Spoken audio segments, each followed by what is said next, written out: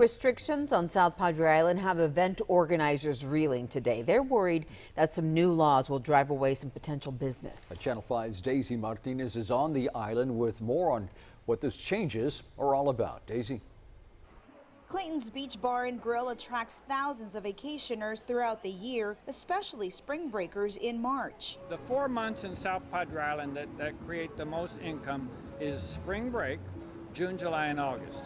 We get a lot of winter Texan business, but it doesn't compare to those 4 months. So we can't afford to lose a month. Owner Clayton Brashear is concerned a decision from city leaders is going to hurt his bottom line. Last night, we told you South Padre Island officials approved an ordinance setting stricter guidelines for events of 1,000 people or more. The approved ordinance for large events requires event organizers, amongst other things, to apply for permits at least 4 weeks in advance, hire 2 police officers and 2 security guards per 1,000 people if the event serves alcohol, provide 1 portable restroom per 300 people, provide a trash can per 200 people, submit a parking and emergency response plan. Island Police Chief Randy Smith says these requirements are not set to make things hard on event organizers, rather to better prepare for the crowds. We used to have these pop-up events that would happen overnight or within a few days, and then we didn't know where to best put our resources or how many officers to have on or where to move apparatuses to.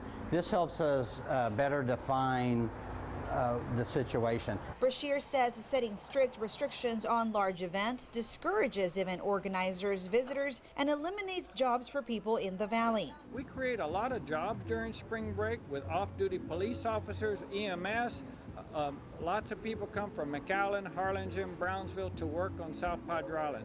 They count on that to make a living. Chief Smith says island officials are not reinventing the wheel with these event guidelines. He says the city reviewed existing ordinances from other towns similar to the island for guidance. He adds city officials are not discouraging tourism. It's going to help us roll up our sleeves and become more bonded with the events that go on in town, because we're going to have some ownership with them. We're going to have some understanding. Our mission is to create a balance, not to havoc.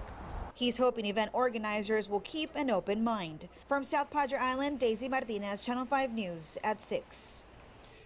And besides the guidelines we just mentioned, the approved ordinances also require several other things from event organizers. This is the Channel 5 News Extra, and they include 1 certified EMT on site per 1,000 to 3,000 people at minimum, a food proposal plan if food is to be served, mitigation plan to minimize impact on surrounding neighborhoods, a site plan detailing location of stage, all entries and exits, restrooms, fencing, and the city can also impose and add requirements as they see fit.